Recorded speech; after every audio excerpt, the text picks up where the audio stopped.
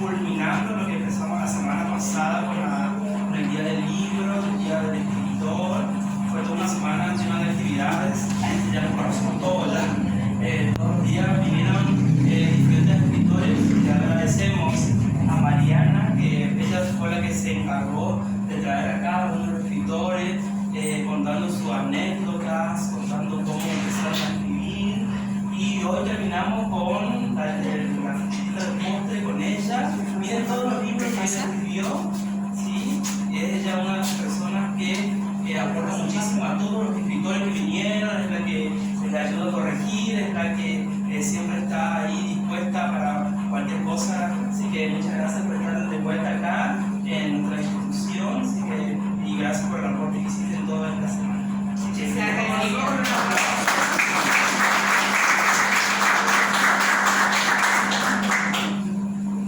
Muchísimas gracias de parte mía a la biblioteca por habernos abierto la puerta y darnos la oportunidad a los escritores de presentar nuestros libros delante del público y del público escolar, que es lo que más nos interesa en cierto punto, porque los lectores se empiezan a formar en la infancia y en la escuela, y es una oportunidad muy grande y muy importante poder estar acá delante de ustedes presentando nuestros libros. No sé si quiero ahora, va después, ustedes indíquenme, como ustedes quieran.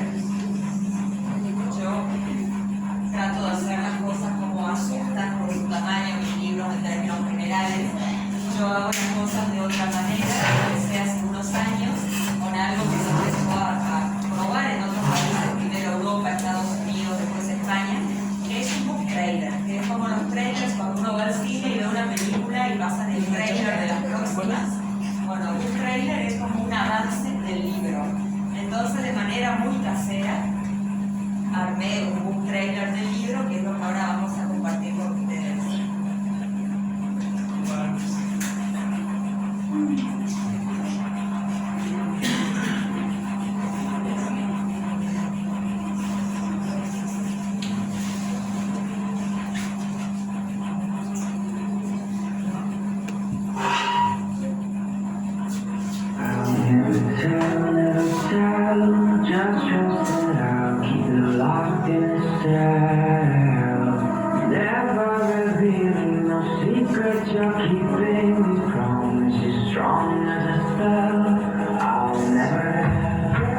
Sofía viajó a Resistencia desde Buenos Aires para conocer la casa misteriosa que había heredado. Y se hizo tan amiga de Daniela que hasta parecían hermanas. Tiempo después, Daniela empezó a salir con Alejandro, que había tenido una aventura con Berenice, que era la novia de Ignacio, que había empezado a gustarle mucho a Sofía, pero no se quería meter porque ahora tenía una pareja muy especial. Y aunque Alejandro le caía simpático y hacía de todo para conquistarla, jamás lo tomó en serio porque era el amor de Daniela. Parece una historia romántica, ¿no? No, porque detrás del amor hay mucho dolor. Y detrás del dolor, secretos de familia. ¿Qué hubiera sido preferible dejar en paz? El año que yo nací, los cuatro perdieron a una persona que amaba mucho. Y a partir de entonces, todo se complicó. El juego de la máscara. Nada ocurre por azar. Otra novela de Marina Lee.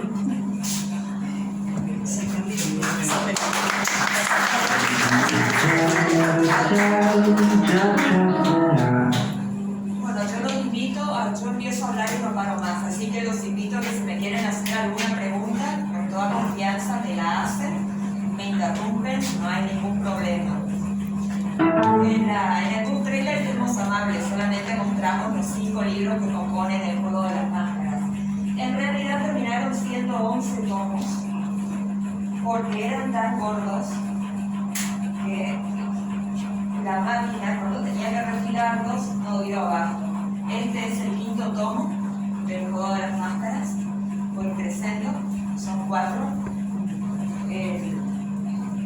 Estos son la cuarta parte, la tercera, la primera y la segunda. Es una novela que es así de larga, por lo primero que me preguntan, ¿por qué tan larga? Porque es un trenzado de un montón de historias que yo venía escribiendo desde hacía mucho tiempo. Algunas las había terminado, otras habían quedado por la mitad y otras nunca salieron de ser una idea, nunca las pude plasmar sobre el papel. Y eran historias que tenían su encanto, pero eran temas que ya se habían tratado en la literatura y se habían tratado muy bien. Y yo me daba cuenta de que mi libro no aportaba absolutamente nada. Y no es porque uno tampoco quiera dárselas de algo, ¿no? Pero escribir una novela, yo ya había escrito otras anteriormente, es muchísimo trabajo y por lo menos uno quiere hacer algo por lo menos distinto en algún punto. Y bueno, estaban los cuentos, novelas, digamos, yo traté de escribir cuentos, los comprimí, quedaron muy feos, no todo el mundo puede escribir cuentos, no todo el mundo puede escribir microrelatos, ni poesía, ni novela, uno tiene su, es como decir, el que hace una maratón, el que hace el salto en largo y salto en alto. El que escribe cuentos sería un salto en alto. Y es buenísimo saltando en el lugar, y salta altísimo. Y el que escribe novelas es el que viene corriendo 200 metros y después hace un salto espectacular, pero para eso necesita tomar el guión. Bueno, yo soy la que necesita tomar el guión. Había escrito, cada tanto reincido en eso de escribir un cuento, y tenía esas cosas escritas. Justo había terminado de escribir la segunda novela que publiqué, Muy Feos, y se queda ahí, se genera un vacío en la vida porque uno llega a un punto en el que todo el tiempo está escribiendo, no solo en el rato que escribe, sino también cuando no está escribiendo. En mi caso, por lo menos, siempre estoy cargando con el libro y con un anotador por las dudas. Se me ocurre una idea que siempre con esta novela las ideas aparecían cuando tenía el colectivo 3 a 50 metros, después de haber estado esperando 40 minutos. Bueno, venía 3 a 50 metros y ahí caía la idea, entonces yo subía al colectivo haciendo las anotaciones y diciéndole al chofer, ya te pago, y mostrándole que estaba anotando algo. Y cuando uno termina finalmente de escribir, de corregir todo el proceso, queda como un vacío. Uno dice, bueno, cuando termine de escribir y hacer un montón de cosas, y uno termina de escribir y no tiene ganas de hacer nada, uno tiene ganas de seguir escribiendo. Y en esas estaba hasta que una noche se me ocurrió, dije, pero todos estos cuentos, los escritos que yo tengo, cada uno por su lado, no, pero si de alguna manera yo pudiera juntarlos a todos en uno solo, podría salir algo interesante. Y uno de los cuentos tenía 4 personajes. Yo dije, bueno, si yo a cada uno de estos personajes pudiera darle 1, 2, 3, la cantidad que sea de las historias que tenían estos cuentos, podría salir algo interesante. Y por eso es que también la llamo mi monstruo de Frankenstein literario, porque en principio fue eso, tenía esto.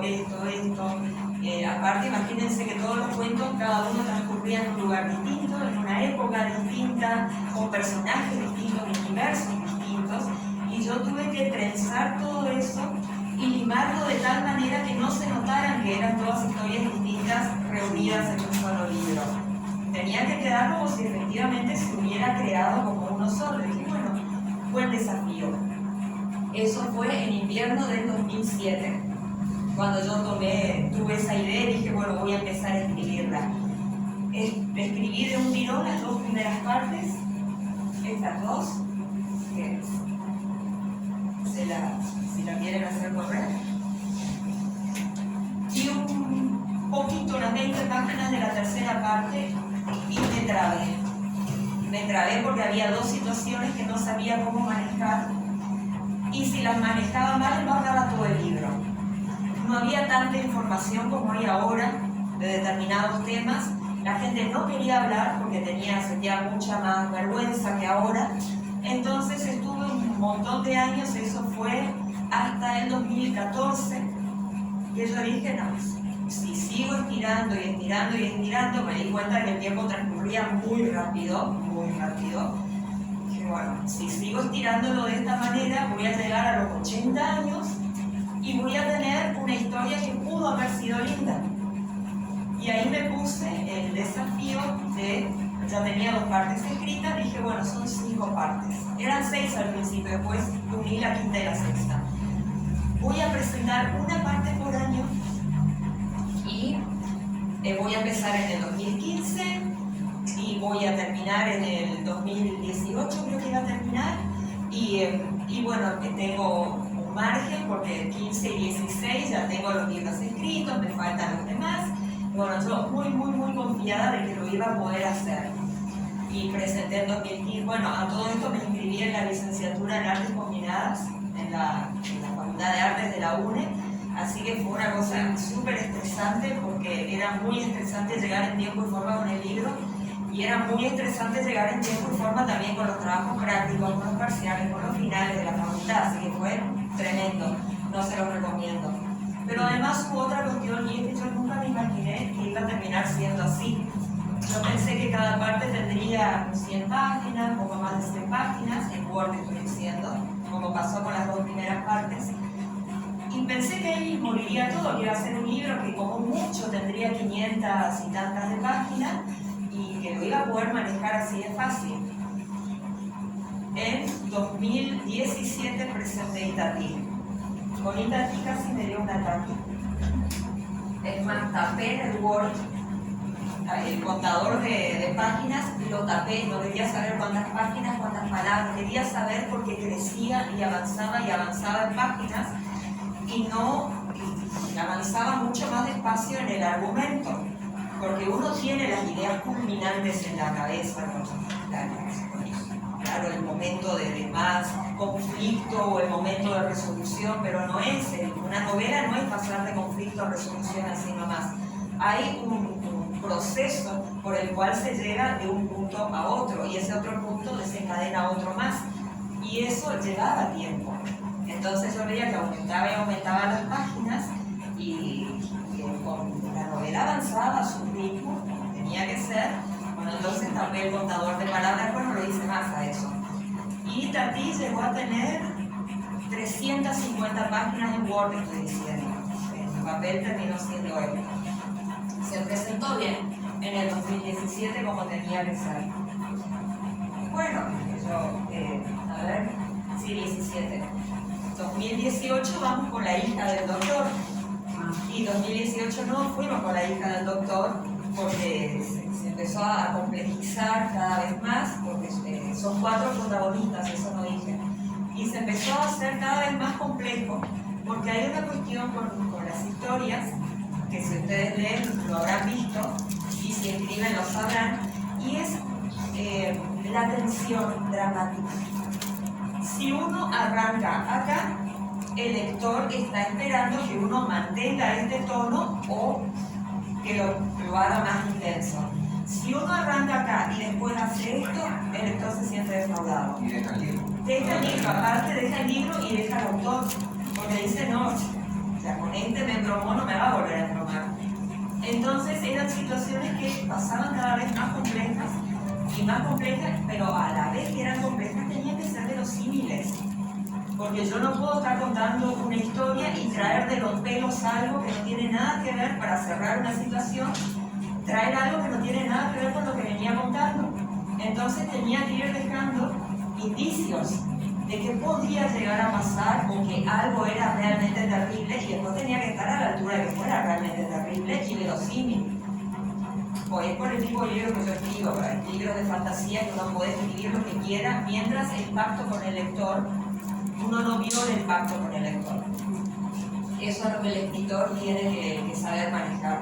Sí, pues estamos La historia sin fin, Ray Bradbury, tenemos un montón de libros que en su momento eran súper fantásticos. Bueno, ahora como avanzó la ciencia hay historias que ya no son fantásticas, para nada, pero en su momento lo eran, y sin embargo fueron grandes escritores porque respetaron el pacto que hicieron con el lector.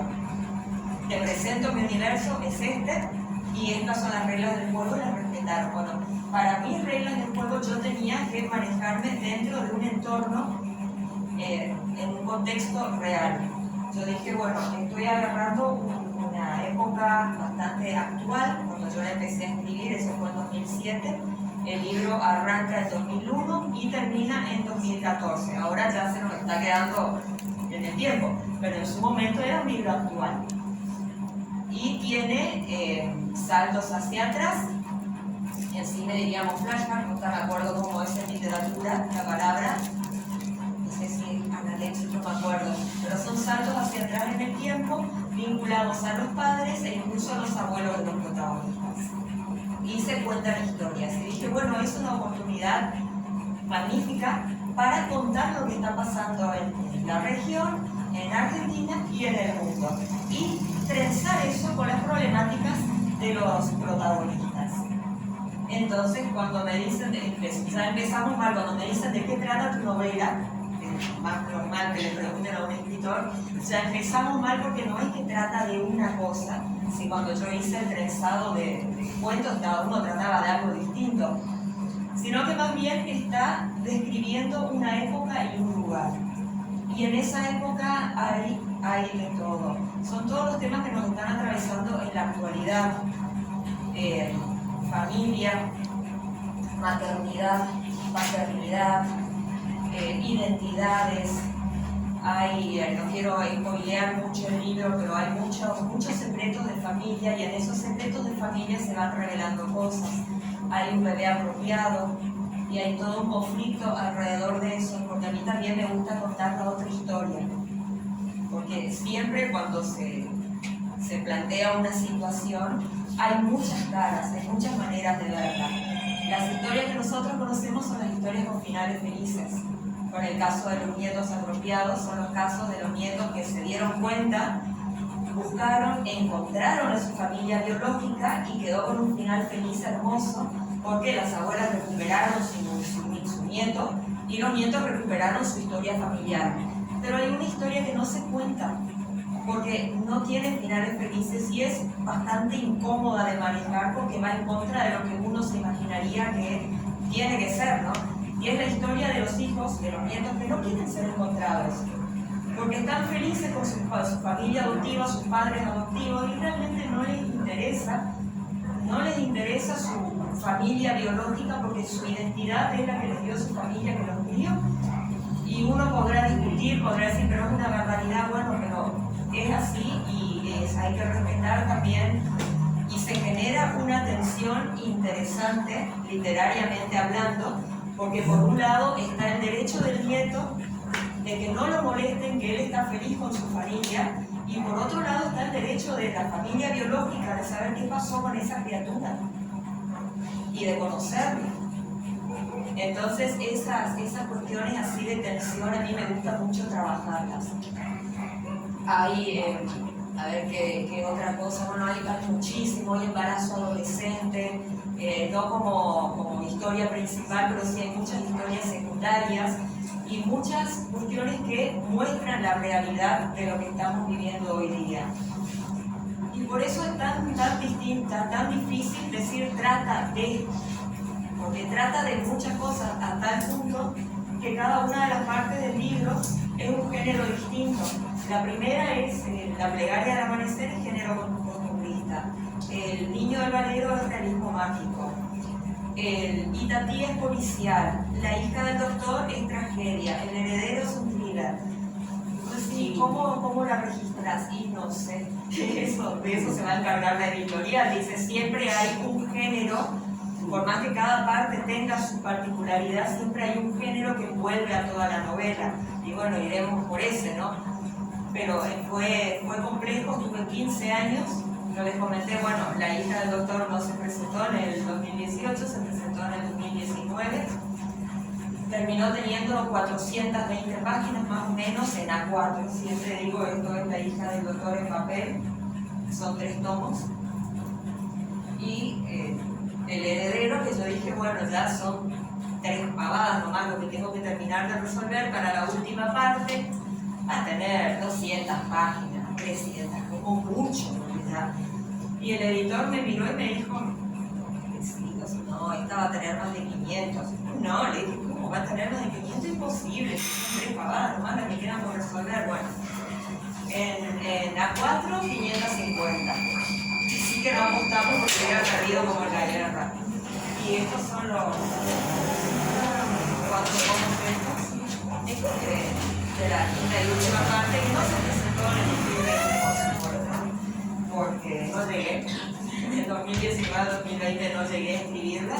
La terminé en febrero del 2021. Y yo dije, bueno, en 2 meses la termino de corregir. Y ya está, yo creo 1500 páginas, yo pensé que iba a corregir en 2 meses.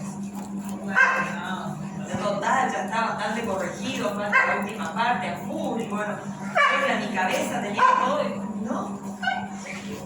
En febrero, en mayo, yo decía, lo voy a tener lista, y yo la presentaba siempre en agosto, la primera semana de agosto, y yo veía que venía junio, julio, y no la estaba ni a palo, la estaba terminando de corregir, y dije, bueno, no.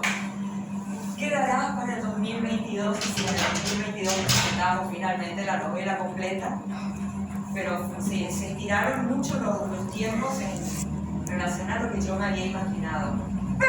Y es preferible que sea así, y que uno se tome su tiempo y para corregir, que se tome su tiempo para madurar los personajes, para revisar que esté todo bien en la trama, que cierre bien, controlar los detalles, porque por ahí a uno se le puede escapar un detalle y por ahí se le escapa a todo el mundo, pero por ahí está el lector obsesivo, el lector cuidadoso que está controlando todo y dice, pero acá pasó tal cosa, el clásico, que un personaje tenga un color de ojo en un capítulo y el otro tenga otro color de ojos. A mí me pasó, por ejemplo, que cuando empiezo a corregir, a revisar, porque yo tiene muchísimas correcciones mías y de otras personas en la novela, y cada vez que yo lograba cierta distancia, por ejemplo, cuando estaba escribiendo la 4ª parte, me pegué una mirada a todas las partes anteriores, pues ya había logrado una distancia como para poder ver si había algún error, concordancia, alguna cosa.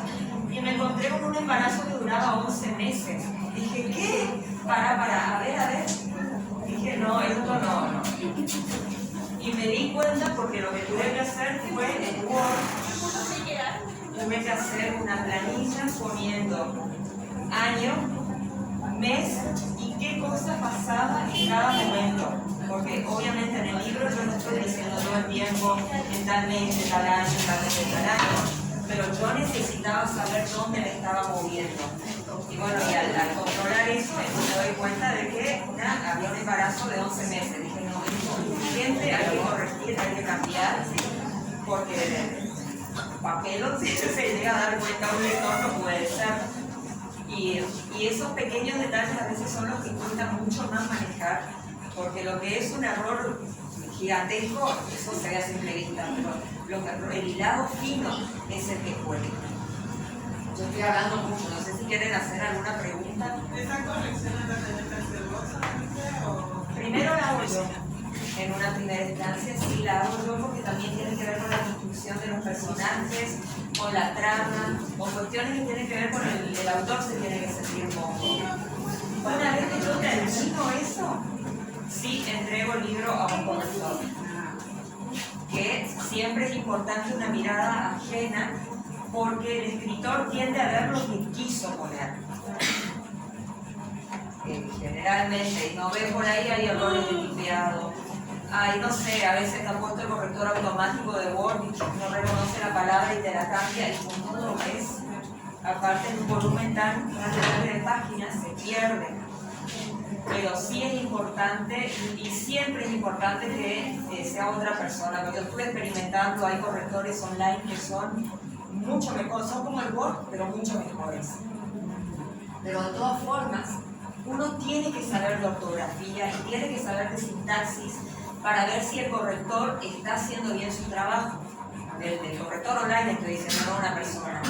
Porque a veces yo trabajo mucho con oraciones subordinadas y la subordinada de la subordinada y el corrector del software lo que detecta es las palabras que están juntas. Si yo hago concordancia una palabra que está acá con una palabra que está acá, el software no lo va a detectar.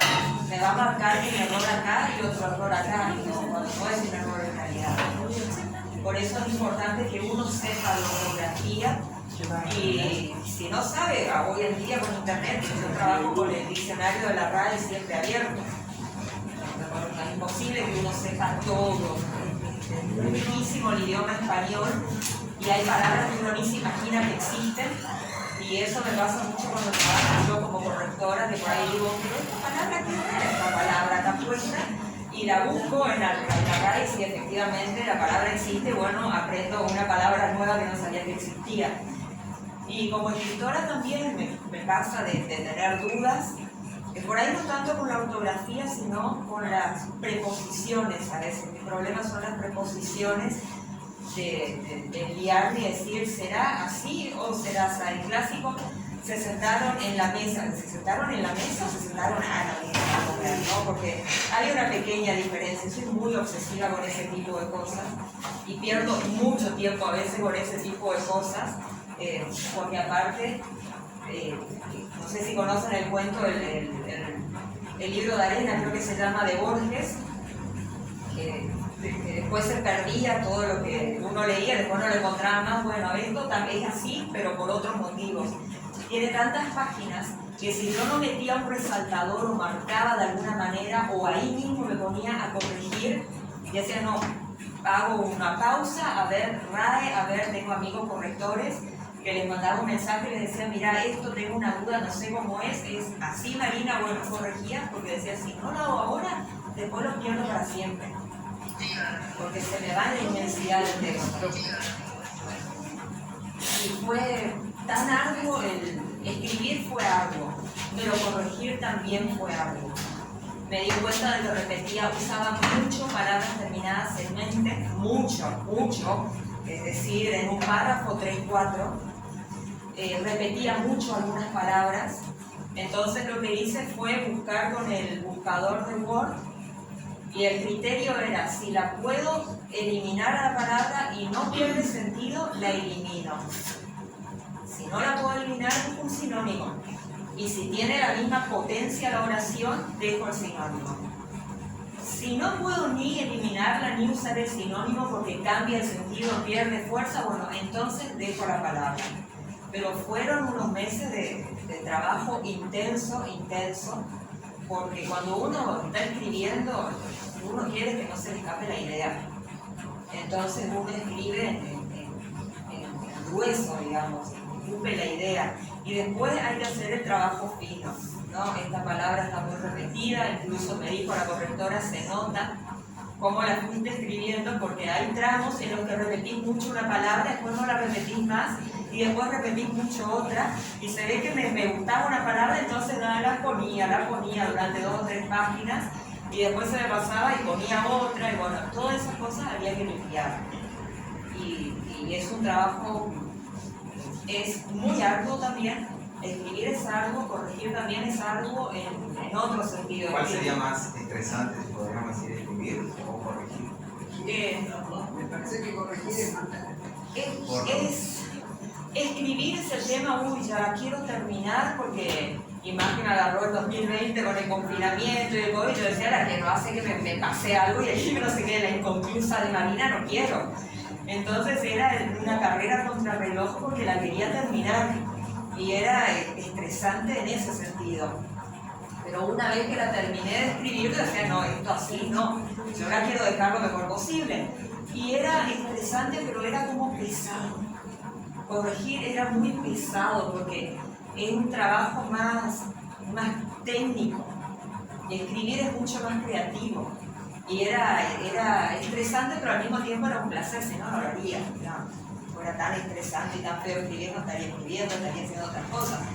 Pero era el tema de que quiero verla terminada, quiero ver cómo es, y quiero llegar a tal parte, y quiero llegar a tal otra, y quiero escribir ya esto, y ya me imaginaba la escena, y eso también pasa mucho, que yo me imaginaba una escena, y cuando llegaba el momento, lo que yo me había imaginado no encajaba en lo que venía escribiendo.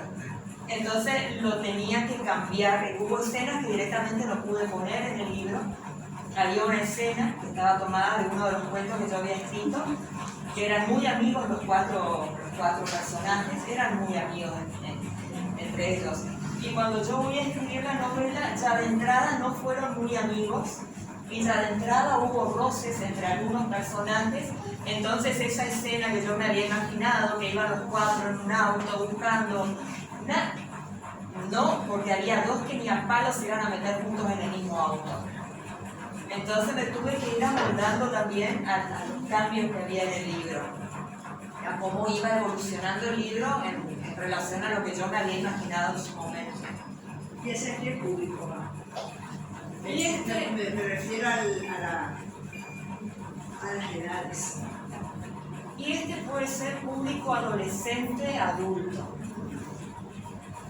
O sea, dicen que uno puede calcular la edad del público por la edad de los protagonistas. Y los protagonistas cuando arrancan tienen poco más de 20 años.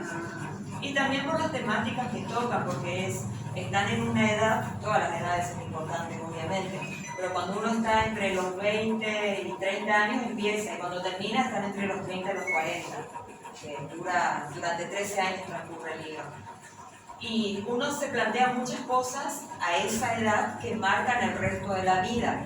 ¿Qué voy a estudiar? ¿En qué voy a trabajar? ¿Si voy a formar una pareja? ¿Voy a tener hijos? ¿No los voy a tener? Son cuestiones que hacen al resto de la vida y que son cada edad es crucial por algo. Bueno, esta edad es crucial por eso. Entonces se presentan los temas, la maternidad, la paternidad, conflictos con los padres. Esto dicho así suena bastante, muy superficial. Voy a hablar, si les interesa, voy a hablar de cada uno de los protagonistas, como para que haya un poco más de contexto. La que abre la novela es Sofía Brickman, que es una chica, una médica veterinaria que viene de Buenos Aires porque acaba de fallecer su papá. Su mamá había desaparecido cuando ella era chiquita, su papá no tenía hermanos, su papá era lo único que le quedaba, acaba de fallecer, están en buena situación económica, se entera de que el padre, en las cosas que le había dejado, el departamento y otras cosas, había una casa en Resistencia, de la que él nunca le había hablado. Entonces dice, bueno, a lo mejor, está en esa etapa de duelo, a lo mejor yo reencuentro algo de mi papá entre los vecinos de ese barrio, de esa casa que está en Resistencia, y viaja con esa intención para ver si alguien se acuerda de su papá, bueno, reencontrarse con su papá. Y a partir de ahí arranca. Después, obviamente, los problemas se van ¿Esos son hechos reales? No, o todo una ficticio, es todo ficticio. Incluso hay una situación muy graciosa, voy a spoilear un poco la novela. Sofía es hija de judíos. No es practicante, pero es judía. Y se hace muy amiga, como decía en el book trailer, de Daniela, que Daniela es la sobrina de una mujer, una chica que tiene una casa que alquila piezas para estudiantes universitarios. A 2 cuadras tenés una señora que alquila piezas para señoritas, aunque no seas estudiantes o señorita. Bueno, va Sofía, alquila la pieza, se hace muy amiga de Daniela porque tienen una historia un poco en común. Daniela, Sofía había perdido a su mamá, nunca más se supo qué pasó con su mamá, por eso se resuelve en el transcurso de la novela. Y Daniela la habían separado de su papá cuando tenía 8 años. Su papá, que era musulmán, que llegó a la Argentina secuestrado, hay toda una investigación por detrás para, como decía hace un rato, que sea verosímil la historia. Era una familia bastante nómada, que iba de un lado a otro, pasaron por Irak, pasaron por Arabia, bueno, llegaron a España. Cuando llegaron a España, el abuelo de Daniela, tenía 2 esposas. La primera le había dado solamente hijas mujeres, entonces él buscó una segunda esposa. Bueno, esa tuvo una hija y después empezó a tener 2 hijos varones.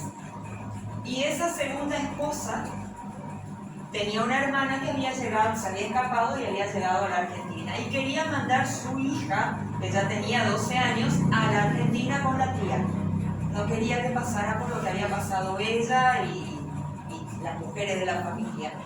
Entonces, se confabula, empieza en España, como era una familia de muchos hijos, entonces estaban bastante ajustados económicamente, convence al esposo de que le permita trabajar como empleada doméstica. Se va a trabajar con una señora española, muy católica, que trata de convencerla que se pase al catolicismo, Y ella no quería pasarse al catolicismo, lo que quería era salvar a su hija.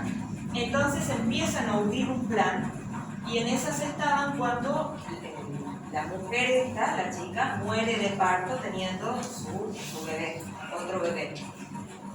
La señora española se angustia, llama a otro grupo de mujeres, mientras tanto ya habían dejado, la mujer había dejado todo listo. Si le pasaba algo a ella de parto, su hija de 12 años iba a ir a seguir limpiando la casa, no se iba a perder el vínculo. Empieza la chica a limpiar la casa y la señora española ve que había 2 hermanas más, una más grande, una más chiquita, y dice, bueno, mandamos las 4 a la Argentina, y ya le consiguieron padres adoptantes, ya eran chicas, salvo una de 6 años, eran todas chicas de 12 para arriba. Y en ese movimiento, el día que se van a ir, el Omar, que el papá de Daniela, que era el mayor de los varones, nota un movimiento raro en las hermanas y las sigue. Preocupada, acaba de quedar huérfano de madre, muy apegado a su hermana, la sigue a ver qué está pasando, y bueno, se les metió el guricito, ¿qué hacemos? Se va a la Argentina también el nene. Bueno, entonces él llegó a la Argentina, pero contra su voluntad, porque él estaba muy bien, era el primer hijo varón, tenía todos los mimos, todas las atenciones del padre, y de repente lo fletan para otro lado.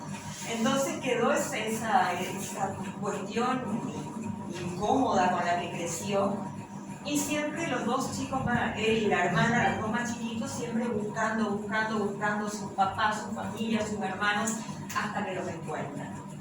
Y cuando los encuentran, ya estaba casado Omar con la mamá de Daniela, ya estaban Daniela y su hermana más grande, ya habían nacido, y que están en Irak, su familia volvió a Irak. Y quiere ir y presentarle su mujer, sus hijas a su familia, y las tías de Daniela le dicen a la cuñada, ni se te ocurra porque va a ser un viaje de ida y tenés 2 hijas mujeres.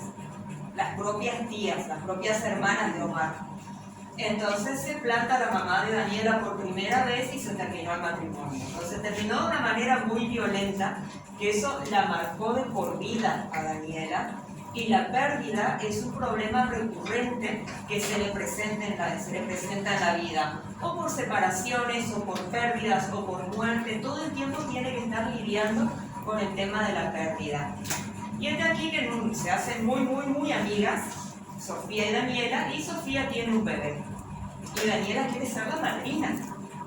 Aparte lo quiere muchísimo al bebé, y quiere ser la madrina.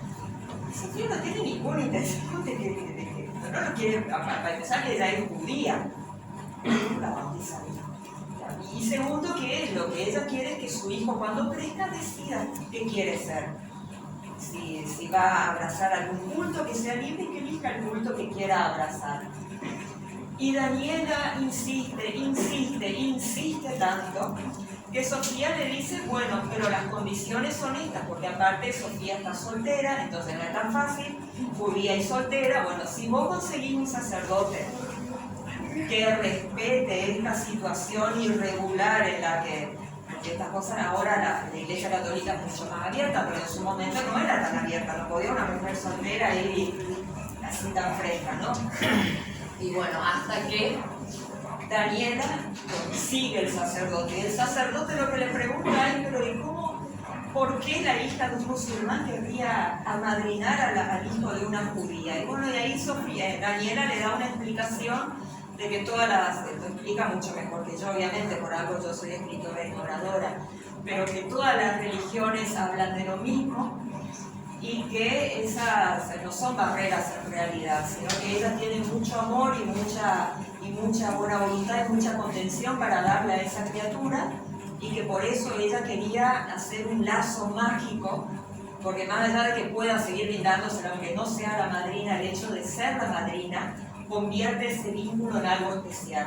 Y ahí el cura dice, bueno, sí, lo vamos a bautizar, a pesar de la situación irregular y todo esto.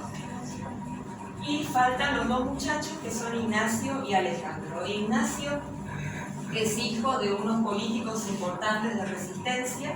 El padre falleció cuando él tenía 18 años y tuvo la mala idea de fallecer en un accidente justo después de que le hizo prometer que estudiaría leyes para dedicarse también a la política.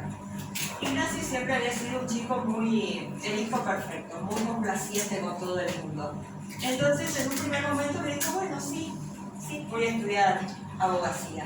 Después se arrepintió, dijo, ¿qué abogacía? Él quería dedicarse al arte. Él dibujaba muy bien, quería ser artista, quería estudiar en la Escuela de Bellas Artes, hacer carrera en eso. Pero bueno, en el medio fallece el padre, como él le había hecho la promesa, decidió estudiar abogacía y entregarle simbólicamente el título.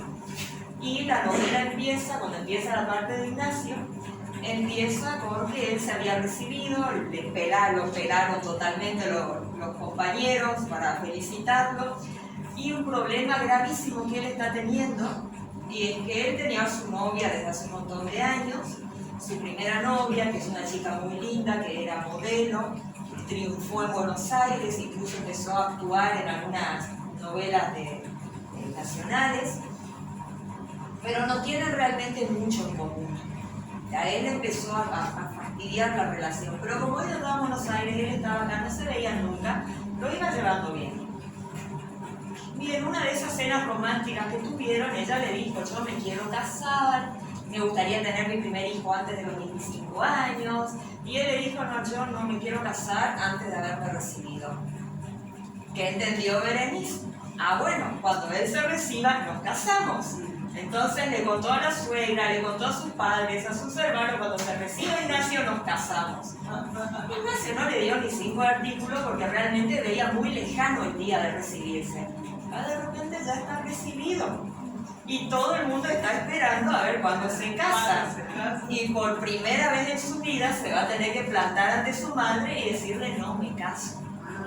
Por ahora no me caso, porque quiero encontrarme a mí mismo a través del arte. Bueno, y a partir de ahí empiezan a sucederse situaciones cada vez más complejas con Ignacio y la familia de Ignacio, y que, bueno, que incluso empiezan a tener matices oscuros en un momento dado en la cuarta parte de la novela, es decir, en la tercera cuarta parte. Y falta Alejandro. Bueno, Alejandro es el que no tiene ningún problema cuando empieza la novela. Es el más chico de 3 hermanos, el único varón. Sus papás fallecieron en un accidente cuando él era chico, entonces los abuelos que ya venían mal con su matrimonio se los repartieron. La hermana más grande volvió con su abuela a Buenos Aires y el abuelo se quedó con la hermana del medio y con él. Y él, el malcriado del abuelo, porque aparte para el abuelo es muy importante el apellido y transmitir no solo su herencia cultural, sino a través del apellido con un varón. Entonces sí, tiene locura con su hija, tuvo una hija y un hijo varón, locura con su hija, con sus nietos por parte de su hija, locuras con sus nietas, pero los chicos no tienen el apellido suyo, tienen el apellido del esposo, entonces toda su esperanza está puesta en Alejandro. Y Alejandro no quiere tener hijos. Pero me parece que el mundo es una porquería como está y que ya hay demasiada gente y que en cualquier momento explota todo. O sea, todas las cosas fatalistas, horribles que uno se puede imaginar, y no quiere traer un hijo aparte 50% que sea hijo y 50% que sea una nena. Entonces, no quiere saber nada Alejandro de eso. Y él está muy feliz con su vida de total, sin compromiso de ningún tipo. Se metió a estudiar una cosa, otra, dejó, no le gustaba, no podía, era muy difícil, muy aburrido. Él quería ser periodista como su abuelo.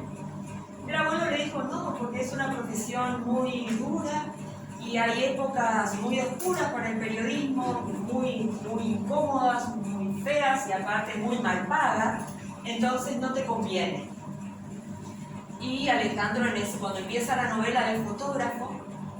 Lo más cerca que estaba del periodismo, que era fotógrafo, le gustaba mucho la foto artística, pero trabajaba fotografiando modelos en la agencia de modelos de su hermana, que había sido modelo en su juventud, en su adolescencia, después se casó, tuvo sus hijos y tuvo una agencia de modelos. Y Alejandro hace fotos de las modelos y esas fotos se publican en un suplemento especial de uno de los diarios. Y ese era el único contacto que él tenía con los diarios, ¿no? Con los medios. hasta que uno de los periodistas que trabajaba en el diario le dice que se fue el fotógrafo. ¿No te gustaría entrar y cubrirlo? Ocuparte vos de hacer la foto de las notas. Fotoperiodismo. Ah, sí, encantadísimo la vida, entra Alejandro. Bueno, entra a trabajar, a hacer fotografías, y el primer día que van a hacer una nota en un escampado, habían encontrado un cadáver. Ah, dice Alejandro, Dios mío, pero todos los días son así, ¿no? Dice, por Dios, no, esto es una cosa excepcional. Bueno, era el cadáver de una chica joven, y tenía una marca de nacimiento en el tobillo.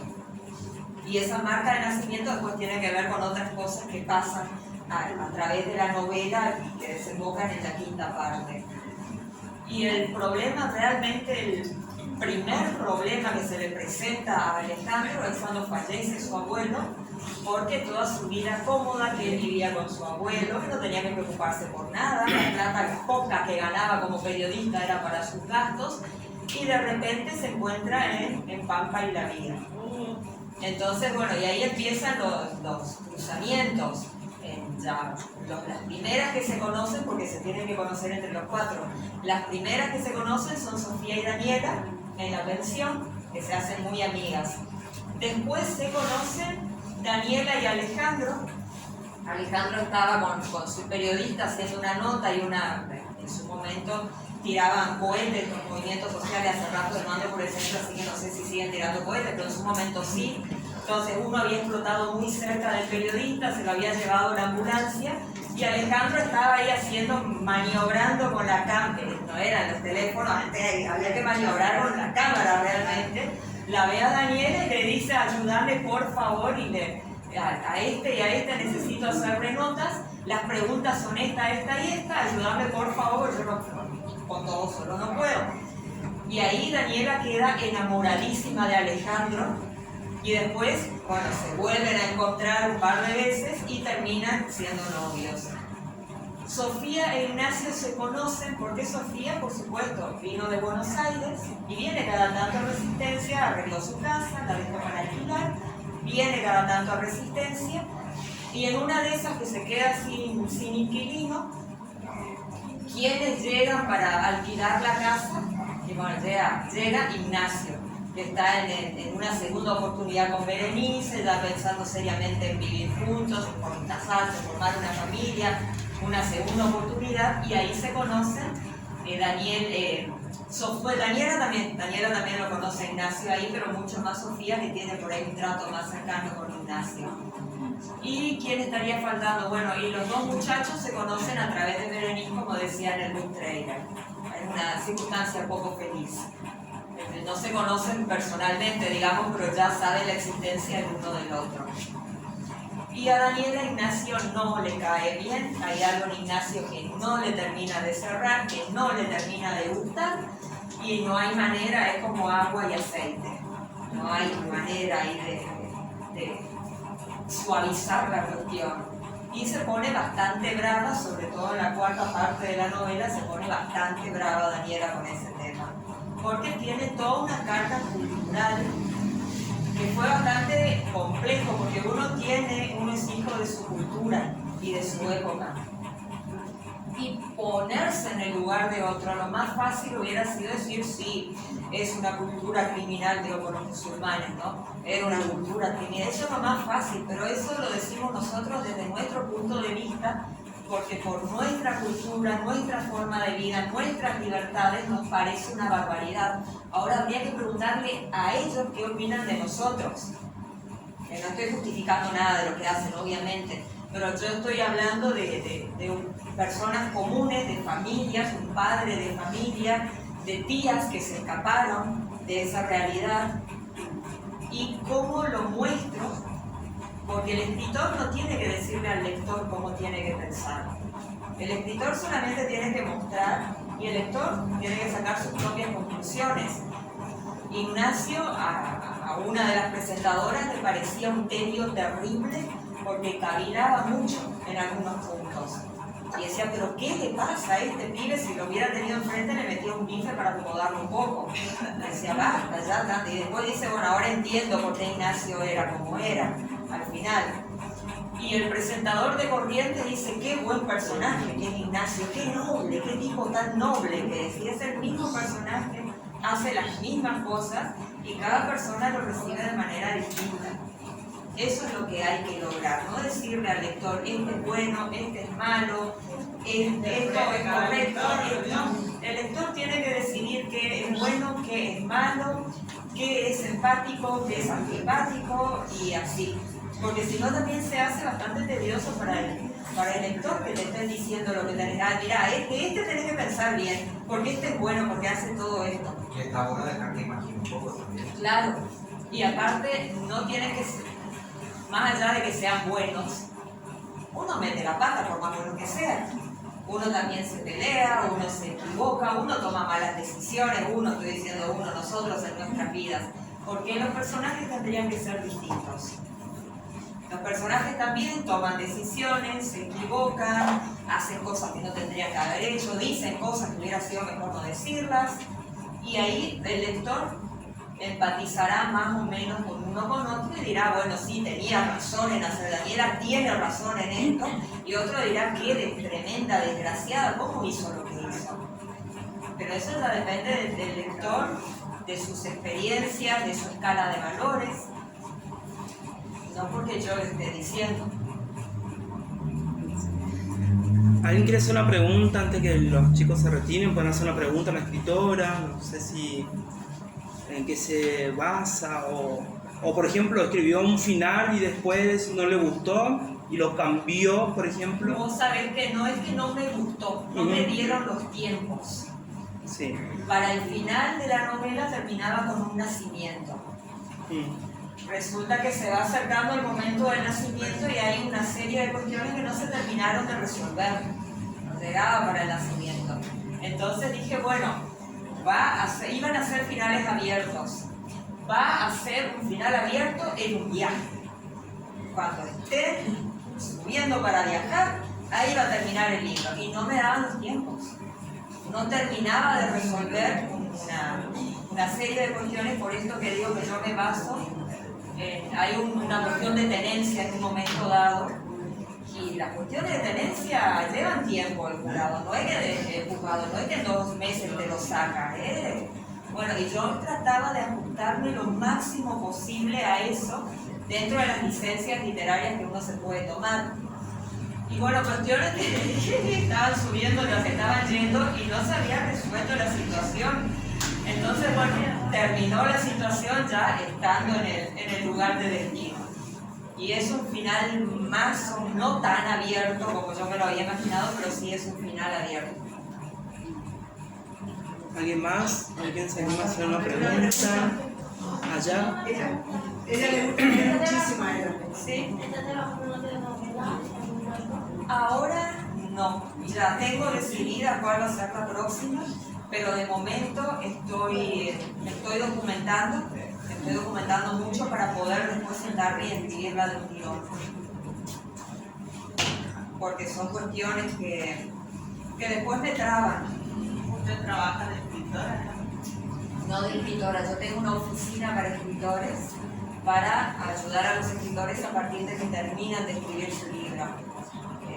Todo lo que sea corrección, derechos de autor, maquetación, conversión al libro electrónico, darle primeras herramientas para la autodifusión en internet, ideas para cómo pueden vender sus libros, así empezando para el que no sabe nada, para ahí estoy yo. Para el que necesita empezar desde cero. Online. Me contactan online. En Facebook estoy como oficina para escritores y si no Marina Nil. En Facebook, en todas las redes sociales estoy como Marina Nil. Estoy en Facebook, en LinkedIn, en Twitter. Tengo un canal de YouTube donde también subo mucho, hay muchísimos videos de mis novelas, muchísimos videos de consultas para escritores que tienen que ver con la oficina, difusión de otros escritores. Y en todo estoy como Marina Nil. Y oficina para escritores en Facebook. audiolibros. Estoy indagando. El tema con el audiolibro es que tiene un costo de hora de producción de $200. Si uno lo va a hacer en serio, como tiene que ser. Porque si yo me voy a poner a filmar, a grabar con el teléfono en mi casa, que se enciende la cisterna, grita mi sobrino, ladra un perro, ladra el otro perro y... No, pésimo. Entonces, si uno lo va a hacer en serio, como tiene de manera profesional, en un estudio de grabación, con un locutor profesional, o un declamador, no sé, un profesional de la voz que sepa, más el trabajo de edición, promedio de $200 la hora editada. O sea, imposible eso. Ahora, lo que sí estuve viendo es que con las nuevas tecnologías hay una, no sé si es una aplicación, un software con el que se pueden crear audiolibros, que yo tengo que ver qué tan robótico es el asunto, porque ya hay aplicaciones para teléfono que uno pone, pasa el PDF por la aplicación y la lee, pero una voz súper robótica. Lo que estuve viendo es que incluso ayuda, para el que tiene problemas de vista, ayuda. Sí, pero también entonación, No tiene mucha entonación, que digamos. Ahora lo que estuve viendo es que son software, no son personas. Ese es el tema. Que hay un software con el cual uno puede incluso hacer un audiolibro con su propia voz, grabando una muestra y después el software adapta. No sé qué tan robótico será eso. O sea, yo siempre me tiro de cabeza, investigo, veo, esto sirve, esto no, a mí no me sirve, esto puede funcionar. Pero tiene que haber algo para limpiar cuando, o sea, si uno se va a grabar, seguramente tiene que haber que buscar bien. Si uno va a grabar algo para que quede solamente la voz y que el resto que desaparezca. Lo hacen con la fotografía, claro, lo hacen con la fotografía. Sí. Hoy está tan avanzada la tecnología que seguramente hay algo que solo mantiene la voz y saca el resto. Tiene que haber. Tiene que haber, hay que buscar. Sí. De todas formas, en mi canal hay algunos capítulos de esta novela, de las dos anteriores también. Editorial de Corrientes. Sí, y están también en Facebook. Y si no, ¿verdad? Escribir. A mí me gusta escribir. Mira, si querés ganar plata escribiendo, tenés que hacer literatura comercial. Para hacer literatura comercial es muy fácil. Hay géneros que están de moda, hay personajes estereotipados que son los que venden. Y te tenés que ajustar a eso. Eso es lo que venden. Y hay conflictos estereotipados que son los que tenés que abordar. Y tenés que sacar 3, 4 novelas por año para hacer un volumen importante de libros para poder después vender y vivir de las ventas.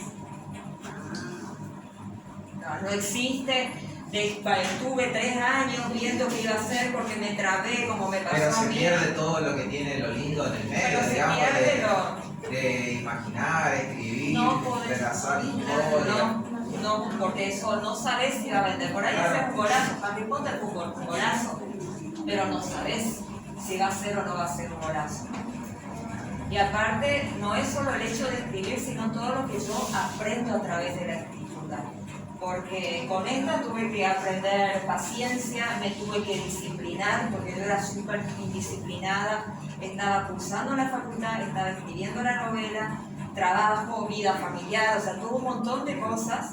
El día seguía teniendo 24 horas solamente y yo me tuve que ordenar y tuve que imponerme una disciplina para poder con todo. Y con cada una de mis novelas aprendí algo distinto que después me sirve para la vida. Hay gente que lo aprende con los hijos, gente que lo aprende en su trabajo, gente que lo aprende de otra manera. Yo lo aprendo mucho a través de mis libros. ¿Cuántas veces llevas editado? Esta es la tercera, novela, esta es la tercera. Hace mucho de escribir. Sí, a los 12 años escribí la primera novela. Obviamente la corregí. Obviamente la corregí 3 veces, creo que y acá está Llamarada de Recuerdos, está acá en esta biblioteca, que fue la última corrección fue la que se publicó. Bien, después todos mis otros libros están en revisión, porque yo escribí mucho cuando era adolescente, cuando estaba en la secundaria. Y no solo que me faltaba madurar como escritora, porque siempre cuando uno escribe sus primeros libros... ¿Y en qué año pusiste ese libro, los 12? Cuando ya 12 años, ¿qué año? Y cuando lo presenté con 30, con 32, 20 años después.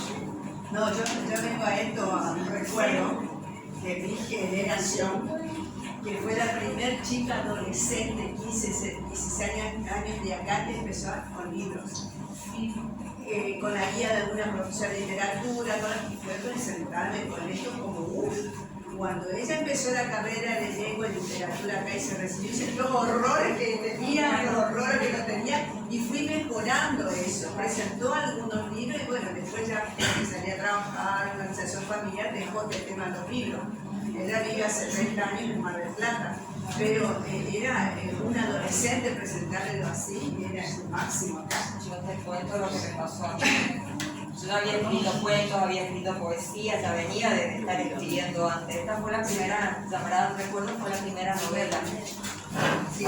Y bueno, con orgullo, porque escribí una primera novela, después escribí una segunda, una tercera, una cuarta novela. Y a los 18 años me dio la nostalgia y esa primera novela que escribí, ¿dónde está? La quiero ver, a ver, porque me acordaba que era una linda historia cuando la agarré. Y bueno, ahí uno se da cuenta que fue evolucionando, ¿no? Sí. Así como está imposible. Así la verdad, ¿no? Pero la historia está interesante. Entonces, ¿qué hice? Agarré y escribí desde cero de nuevo. Cuidando, o sea, la estructura de la novela, la columna, el esqueleto seguía siendo el mismo, pero la escribí todo de nuevo. Estaba escrita en tercera persona, la pasé a primera persona, con un montón de modificaciones le fui haciendo. Y cada rato me volvía a pasar lo mismo, como seguía inédita la novela, y yo seguía escribiendo otras cosas, la tanta decía, ay, no, pero esto se puede arreglar. Y un toque, nomás decir un toquecito, y cuando me quería dar cuenta la estaba escribiendo de nuevo la novela. Y tuve un escritor que era José del Carmen Nieto, que Nieto desde que yo terminé de escribir la primera versión de esa novela, fue a mi casa, conversó conmigo, me hizo correcciones, no me entraba bala, yo estaba súper orgullosa en ese momento, aparte todo el mundo me aplaudía, porque los chicos ya casi no leían, encuentran una que además de leer escribía, todo el mundo, ay, qué maravilla, y yo me lo creí. Y claro, era maravilloso para tener 12 años, pero nada, y gracias a Dios no había internet, y nada de todo lo que hay ahora, gracias a Dios, porque eso me permitió a mí madurar. Pues solamente se publicaba en papel y era carísimo. Entonces era prohibitivo, no pude. Y gracias a eso la novela cumplió sus procesos de maduración. Yo no fui a talleres literarios. Yo tenía la guía de Nieto y después conocí otra escritora que se llamaba Margot Pérez Solari, que leyó, yo había hecho una edición artesanal de 40 ejemplares de mi libro, de Llamaradas de Recuerdos, y agarró y me dijo, pero me dejaste con ganas de más, o sea, supo entrarme. Me dijo, sí, es buenísima la historia, me encantó esto, pero me queda corta. Se nota que la quisiste comprimir para que no sea tan larga. No, vos tenés que darle alas al libro, que sea todo lo largo que tenga que ser. Y ahí una segunda corrección, con la ayuda de Margot Pérez Solari, y después hubo una última corrección, y esa fue la que se publicó. Pero fueron procesos doblemente largos, porque primero, madurar uno como escritor ya es un proceso largo. Pero encima, con 12 años, y estaba escribiendo para adultos, con 12 años yo escribía para adultos. Ya contame, yo estaba escribiendo sobre padres e hijos. Adultos? ¿Contexto de adulto o no sé, por cómo yo leía, los libros que yo leía, no sé, pero yo estaba escribiendo para adultos. Y obviamente no estaba escribiendo para adultos ni nada, me leían mis amigos, la gente que me conocía para mi entorno inmediato, pero era una historia para adultos.